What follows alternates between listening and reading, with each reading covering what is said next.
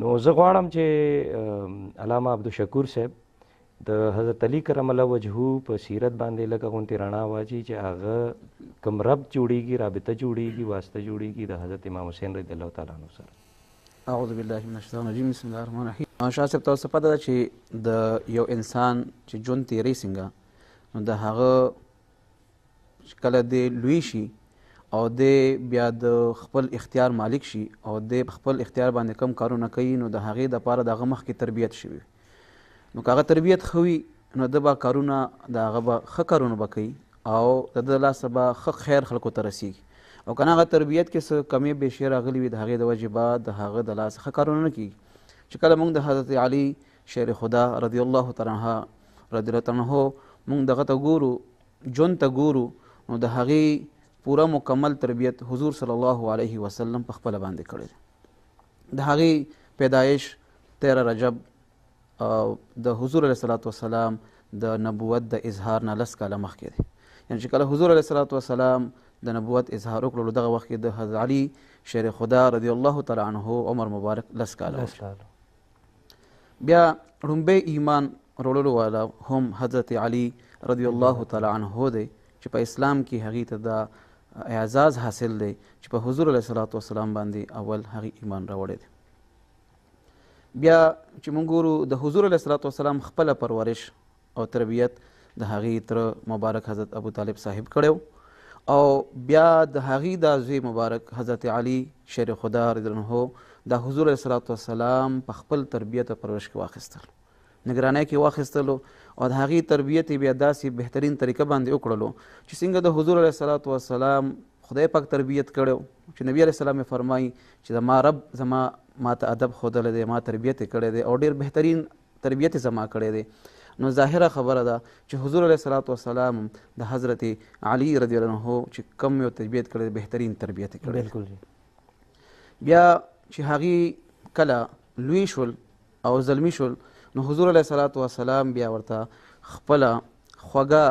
لور بیبي چې حضرت فاطمه رضی الله تعالی عنها ده چې هغه نبی علیه صلات وسلام ته ډېره زیاته ګرانه وه او نبی علیه صلات وسلام فرمایي چې هغه زما د زړه د جګر ټوټه ده. نو نبی علیه صلات وسلام د خپل لور مبارک د بیبي فاطمې رضی الله تعالی عنها نکاح هم حضرت علي رضی الله تعالی عنه سره وکړل. دې متعلق د دې نکاح متعلق ما یو حدیث یو ځای کې لوستی و چې حضور نے دا حکم ما ته الله تعالی په خپله کړی دی چې تاسو خپله لور بیبي حضرت علي رضی الله تعالی عنه په نکاح کې. بلکل شاه صاحب داسې ده چونکې حضور علیه صلات وسلام ته پیغامات خو نور هم ورته صحابه کرام ورته ورکړل خو نبي علیه صلات وسلام چې دی د هغې د پیغام جواب چاته هم ورنه کړلو او بیا یې خپله صحابي ته وفرمایل چې حضرت علي رضی الله عنه ولې ما ته پیغام نکاح دپاره پیغام ولې نه رالیږي چې د خپل لور نکاح ورسره وکړمه. نو حضرت علي رضی الله عنه ته چې کله تپوس شو هغې ویل چې ما له حیا راځي د حضور علیه صلات وسلام نه چې زه هغې ته پیغام ورکوم ورته. نو حضور صلی فرمایل چې دې کې خو هېڅ خبره پکې نشته، زما شدید خواهش دی او د الله رب العزت هم دغه دی حکم دی چې زه ورسره نکاح وکړم نو به پکار دی چې هغه ماته د نکاح پیغام پیش کړي. نو کله پیش کړل شو نو حضور علیه صلات وسلام د خپل لور مبارک هغې سره څه وکړل د هغې تربیت یې وکړل. بیا چې کله حضور علیه صلات وسلام هجرت کولو څنګه تاسو شاه صاحب بیان کړله چې حضور علیه صلات وسلام کله هجرت کولو او دغه کافرانو چې هغې د حضور علیه صلات وسلام د زندګۍ دشمنانو د هغې امانتونه حضرت علي رضی الله عنه ته یې حواله کړل او په خپل ځای باندې په خپله بستره باندې چې په سمې لول یعنې دا داسې وه چې د حضور علیه صلات وسلام په ځای باندې حضرت علي رضی الله عنه هر یو قربانۍ دپاره تیار و چې دغه شپه باندې کافرانو کم اراده کړې وه. بیا موږ ګورو چې د حضور علیه صلات وسلام څومره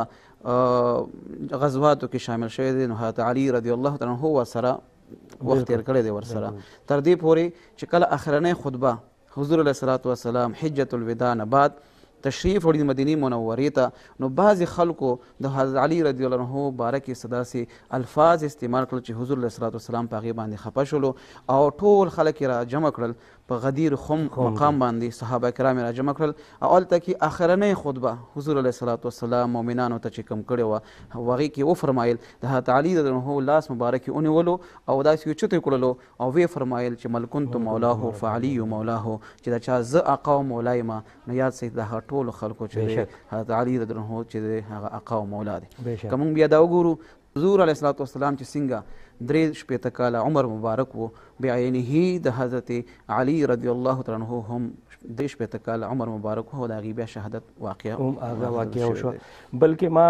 یو بل داسې روایت اورېدلی دی چې په هغې کې فرمایي چې اصحاب کرام فرمایي چې مونږ به کله منافق سړی پیژندل غوښته نو مونږ به د هغې په مخکې د حضرت علي رضی الله تعالی عنه ذکر وکړو.